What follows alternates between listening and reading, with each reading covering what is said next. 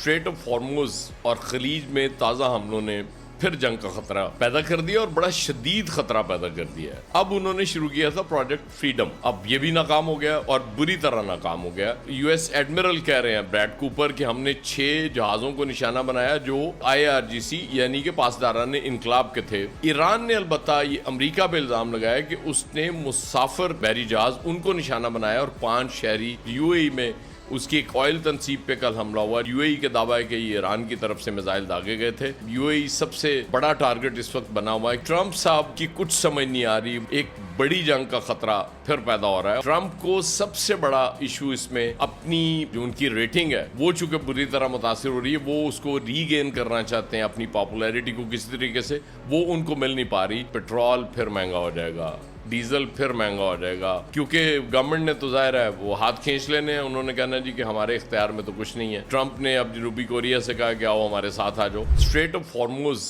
اور خلیج میں تازہ حملوں نے پھر جنگ کا خطرہ پیدا کر دیا اور بڑا شدید خطرہ پیدا کر دیا ہے۔ 28 فروری کو ڈونلڈ ٹرمپ نے ایک آپریشن ایپک فیوری شروع کیا تھا اور کہا تھا کہ ود ان ڈیز ہم ایران کو صفحہ ہستی سے مٹا دیں گے، ریجیم چینج کر دیں گے، سب کچھ ہو جائے گا۔ اب انہوں نے شروع کیا تھا پروجیکٹ فریڈم، اب یہ بھی ناکام ہو گیا اور بری طرح ناکام ہو گیا۔ یو ایس ایڈمرل کہہ رہے ہیں بریڈ کوپر کہ ہم نے 6 جہازوں کو نشانہ بنایا جو IRGC یعنی کہ پاسداران انقلاب کے تھے، اور ٹرمپ صاحب نے ان کو بہرحال ساتھ بنا دیا، ان کی تو عادت ہے، وہ بڑھاتے رہتے ہیں، کوئی ایشو نہیں ہے، اس میں تو فرق نہیں پڑتا۔ ایران نے البتہ یہ امریکہ پہ الزام لگایا کہ اس نے مسافر بحری جہاز ان کو نشانہ بنایا اور 5 شہری اس میں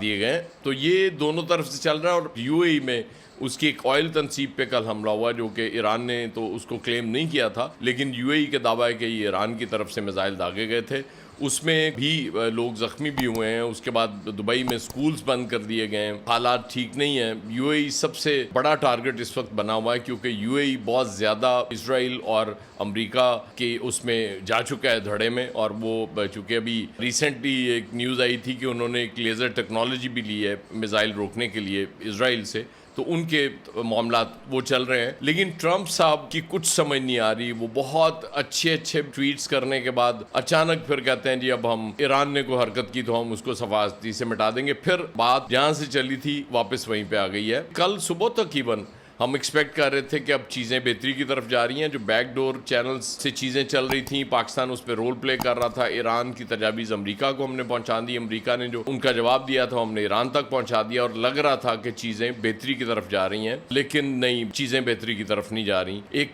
بڑی جنگ کا خطرہ پھر پیدا ہو رہا ہے، اور ظاہر ہے یہ ایکسپیکٹ بھی کیا جا رہا تھا کہ ڈونلڈ ٹرمپ کے ہوتے ممکن نہیں ہے کہ یہ جنگ اتنی جلدی ختم ہو جائے۔ ٹرمپ کو سب سے بڑا ایشو اس میں اپنی جو ان کی ریٹنگ ہے وہ چونکہ بری طرح متاثر ہو رہی ہے، وہ اس کو ری گین کرنا چاہتے ہیں اپنی پاپولیرٹی کو کسی طریقے سے، وہ ان کو مل نہیں پا رہی، اس لیے حالات زیادہ خراب ہو رہے ہیں۔ اب UAE نے یہ کہا ہے کہ جی ہم جواب دینے کا حق محفوظ رکھتے ہیں، اور وہ خطرہ کہ اگر وہاں سے کوئی جواب آتا ہے ایران پہ تو پھر چیزیں اور زیادہ برباد ہوں گی۔ ہم نے بہت کوشش کر لی اس میں کہ چلیں کسی طریقے سے یہ جنگ ختم ہو جائے اور سکھ کا سانس لیں، کیونکہ ایک پاکستانی کے طور پہ میرا سب سے بڑا کنسرن یہ ہوتا ہے کہ پیٹرول پھر مہنگا ہو جائے گا، ڈیزل پھر مہنگا ہو جائے گا۔ ابھی حکومت نے ہم پہ بڑا احسان کیا تھا، جمعے کی بجائے جمعرات کو پیٹرول بڑھا دیا تھا، اور وہ بھی احسان ہمارے اوپر ہی کیا تھا کہ اس لیے بڑھایا تاکہ جمعے کو بڑھاتے تو شاید بہت زیادہ بڑھانا پڑنا تھا، اس لیے ہم نے کم بڑھایا۔ تو یہ تو آپ تیار رہیں، جو مہنگائی کا ایک طوفان آلریڈی آ چکا ہے، اس کے بعد تو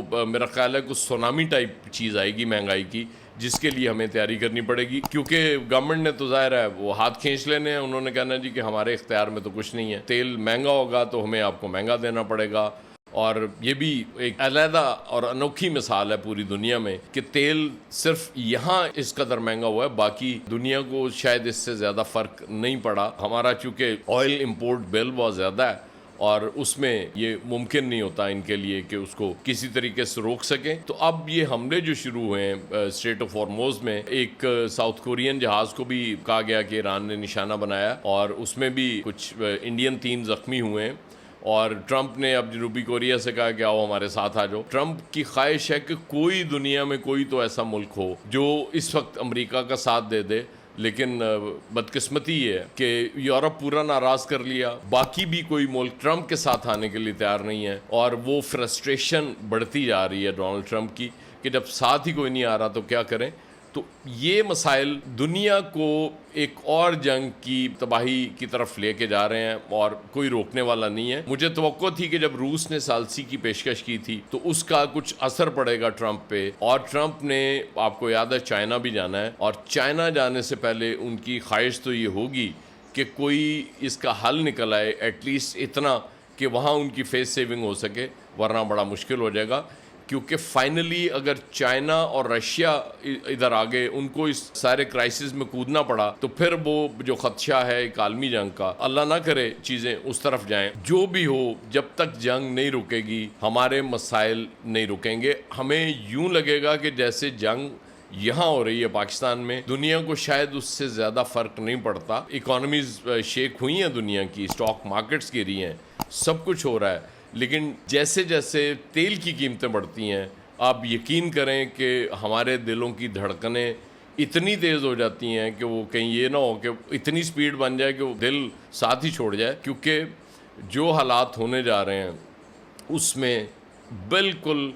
آپ کے لیے کوئی ریلیف نہیں ہے۔ گورنمنٹ دعوے ضرور کرے گی، کیونکہ گورنمنٹ کو فرصت نہیں ہے، وہ بڑے بڑے پروجیکٹس شروع کرنے ہوتے ہیں، ترقیاتی کام بڑے ضروری ہیں، اور وہ روک دیے جانے چاہیے تھے اب تک،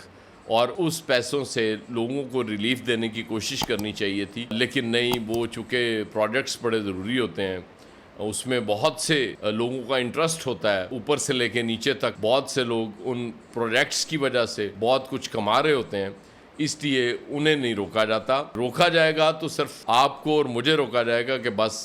جو ہم نے کر دیا ہے بس اس کو قبول کر لو، یہ ہمارا فیصلہ ہے چونکہ۔ اور پھر سب سے بڑی بات یہ ہوتی ہے کہ احسان یہی ہوتا ہے کہ جی ہم آپ کے لیے یہ کم ابھی اضافہ کر رہے ہیں، اب پتہ نہیں وہ زیادہ اضافہ جو ہوتا ہوگا وہ کیا ہوتا ہوگا، مجھے اس چیز کو بھی سمجھنا ہے۔ شاید کوئی حکومت کا عہدیدار اچھے طریقے سے یہ سمجھا سکے قوم کو کہ وہ اس کے مفاد میں جو فیصلہ ہو رہا تھا وہ ہوتا کیا ہے۔ جنگ ڈونلڈ ٹرمپ کے ہوتے ہوئے بڑا مشکل ہے، کیونکہ وہ ایران کا بھی یہی سب سے بڑا شکوہ یہ ہے کہ ہم ایک ایسے شخص کے ساتھ معاملات طے کرنے کی کوشش کر رہے ہیں جس کا پتہ ہی نہیں چلتا کہ صبح کیا ہوتا ہے، دوپہر کو کیا ہوتا ہے، اور شام کو اس کا موقف کیا ہوتا ہے۔ اتنے زیادہ موقف تبدیل ہونے کی وجہ سے یہ مسائل ہو رہے ہیں۔ تو چائنا اور رشیا جب تک تھوڑا سا اور